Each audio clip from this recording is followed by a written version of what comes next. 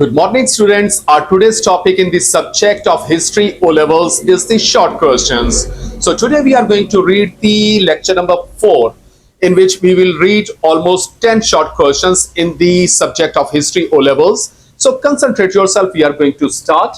So the first short question for today is, what was the All India Muslim League? The All India Muslim League, founded at Dhaka, now Dhaka, Bangladesh, in the Bengal Presidency in 1906, founded by Nawab Vikarul Mulk. Its first president was Sir Aga Khan, was a political party in British India that played a decisive role during the 1940s in the Indian independence movement and developed into the driving force behind the creation of the Pakistan as a Muslim state on the Indian subcontinent. After the independence of the India and Pakistan, the League continued as a minor party in India, especially in Kerala. Kerala was a very important city at that time as far as political activities are concerned. So, where it is often in government within a coalition with others, because Indian states were Indian majority, Hindu majority states. So, the Pakistan Muslim League, which was in Kerala at that time, was oftenly in coalition with the other political parties.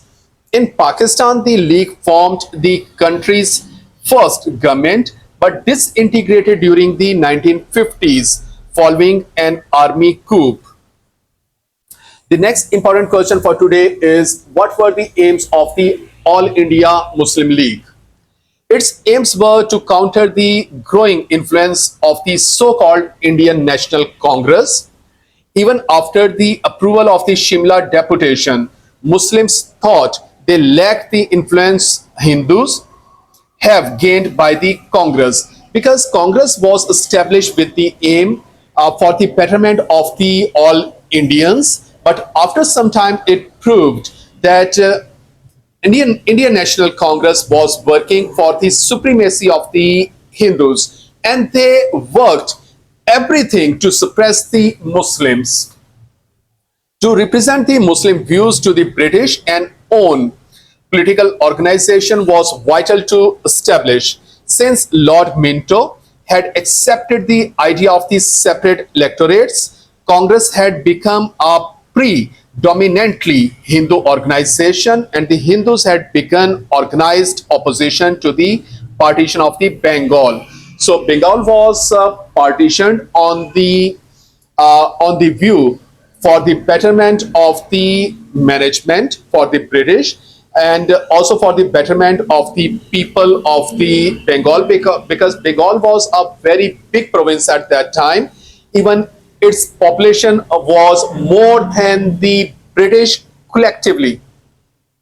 So the population of the Bengal was more than the population of the Britain at that time. So British thought it wise to divide it on the management basis. So, but due to this, the Hindus were offended, so they opposed the partition of the Bengal. It was inevitable that the Muslims would form their own party to ensure that their views received a hearing from the British and they could take part in the electorates as well.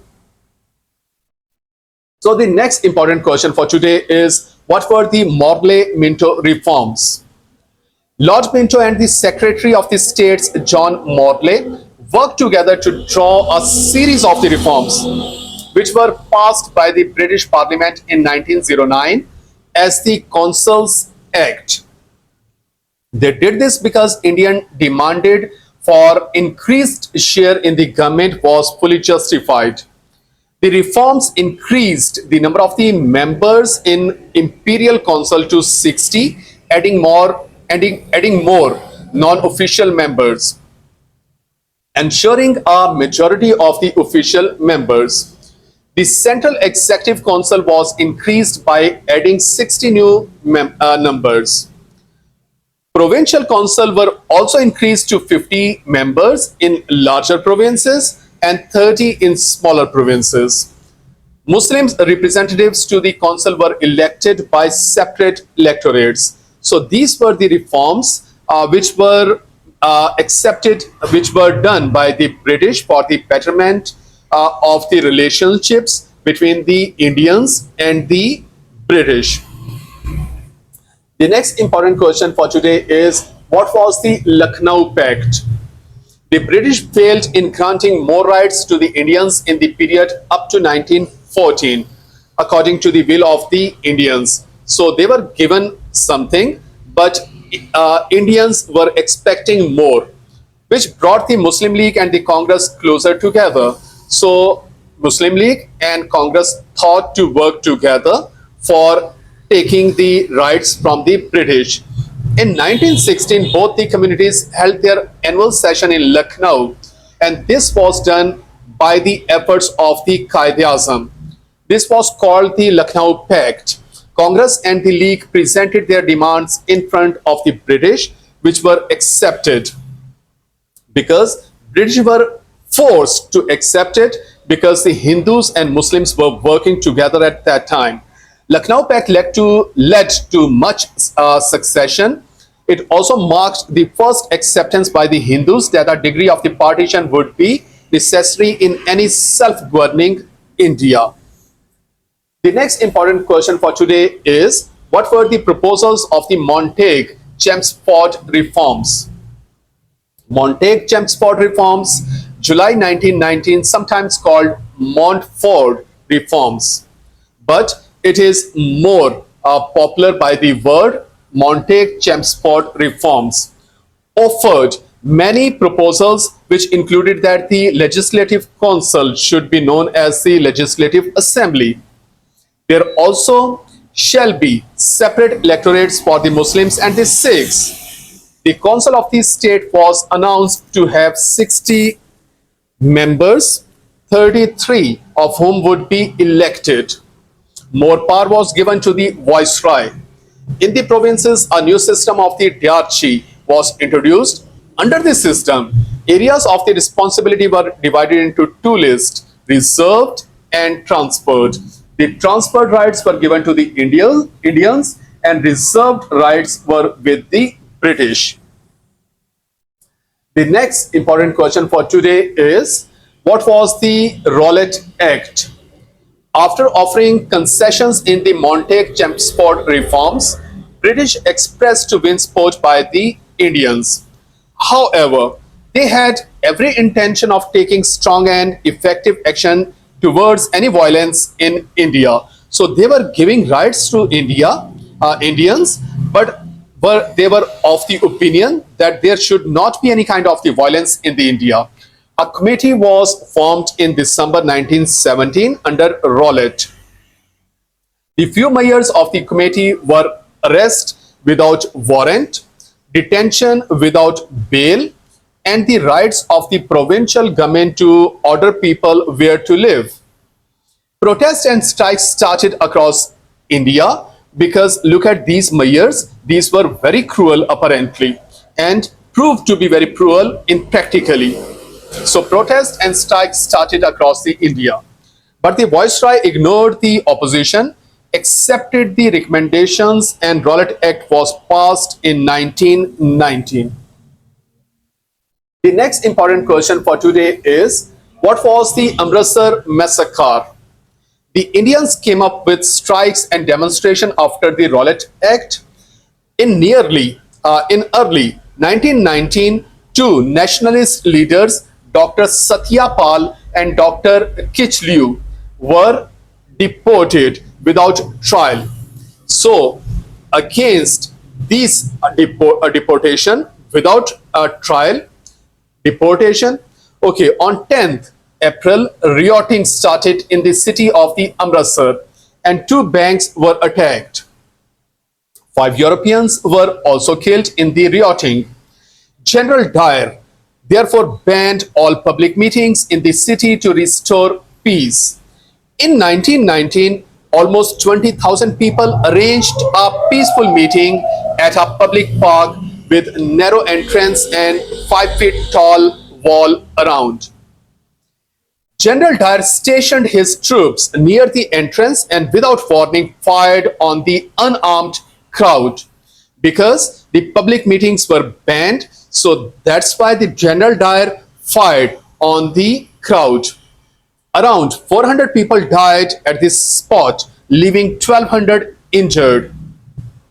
This event was named Amritsar Massacre. It took place in the Jallianwala Park because the people gathered at Jallianwala Park.